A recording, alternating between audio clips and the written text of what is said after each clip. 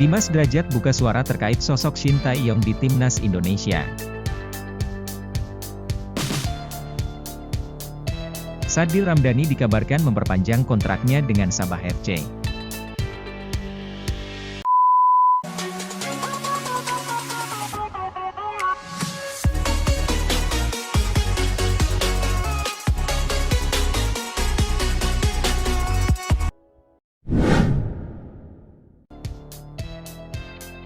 Penyerang timnas Indonesia Dimas Derajat mendukung Shin Tae-yong tetap jadi pelatih skuad Garuda.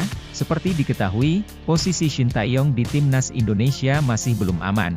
Sorotan semakin kencang setelah dia gagal membawa skuad Garuda juara Piala AFF 2022. Salah satu pemain yang memberikan dukungan agar pelatih asal Korea Selatan tersebut bertahan adalah Dimas Derajat. Dimas sebenarnya dipanggil pada Piala AFF 2022 lalu. Namun, jelang pemusatan latihan dia mengalami cedera dan akhirnya digantikan oleh Ilija Spasojevic di detik-detik akhir pendaftaran. Dimas Derajat menegaskan jika Shin Tae-yong merupakan sosok yang krusial. Dia banyak belajar dari pelatih berusia 52 tahun tersebut. Iyalah, harus bertahan itu, kalau Shin Tae-yong kan bagus, saya banyak belajar dari Coach Shin, kata Dimas Derajat kepada awak media. Pemain yang memperkuat Persikabo 1973 ini menambahkan banyak instruksi yang masih dia pegang sejak merasakan tangan dingin Shin Tae-yong. Dia mendapatkan masukan untuk jadi pemain depan yang bisa diandalkan. Selain itu, beberapa taktik untuk mencari ruang di depan gawang lawan juga jadi perhatian khusus saat bersama timnas Indonesia. Saya mengerti bagaimana menjadi pemain depan yang jadi killer di depan gawang, terus kita harus banyak berlari cari ruang kosong. Bagus sih kasih tahunya, saya berharap Shin Tae-yong bertahan, ucapnya. Dimas Derajat mengakui jika program latihan timnas Indonesia cukup berat, apalagi, Shin Tae-yong memiliki standar disiplin yang cukup tinggi. Hal ini yang membedakan saat dia kembali ke klub, ia latihan keras, jauh berbeda dari pelatih klub, perbedaan mungkin dari disiplin saja sih. Kalau latihan sama saja, kata Dimas Derajat. Dimas menambahkan jika Shin Tae-yong fokus pada penguatan fisik pemain. Bahkan, program ini menjadi fokus utama pelatih berusia 52 tahun tersebut. Saat latihan semua pemain didorong untuk terus menembus batas. Dia menceritakan jika mantan pelatih timnas Korea Selatan tersebut akan marah saat pemain sudah hampir menyerah saat latihan di pusat kebugaran. Namun dia menegaskan jika hal ini membuat pemain semakin termotivasi untuk memberikan yang terbaik saat bermain di lapangan. Tapi kalau latihan fisiknya memang beda, dia lebih ke latihan game, beban maksimal.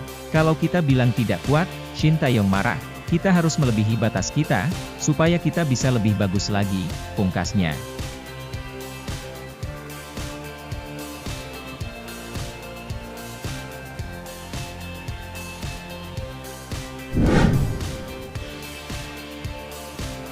Media Malaysia The Star mengklaim bahwa Sabah FC telah memperpanjang kontrak pemain Indonesia Sadil Ramdhani. Sadil Ramdhani sejatinya telah berpamitan selepas kontraknya habis bersamaan dengan berakhirnya Liga Super Malaysia musim lalu. Setelah itu, winger timnas Indonesia itu sempat dikabarkan menjadi rebutan klub-klub Eropa, yang salah satunya dari Austria. Namun, ketika tampil di Piala AFF 2022, Sadil justru mengisyaratkan tetap bertahan bersama Sabah FC untuk musim depan. Dukungan penuh pelatih Ong Kim Sue dan manajemen Terhinos membuat ex-pemain Persela itu kemudian luluh. Meskipun hingga saat ini belum ada pengumuman resmi dari pihak klub, Sadil diklaim sudah memperpanjang kontraknya. Sadil disebut menjadi salah satu dari dua pemain asing musim lalu yang dipertahankan bersama Park Tae-soo asal Korea Selatan. Dua pemain itu masing-masing akan mengisi slot pemain asing Asia dan Asia Tenggara dalam skuad Sabah FC.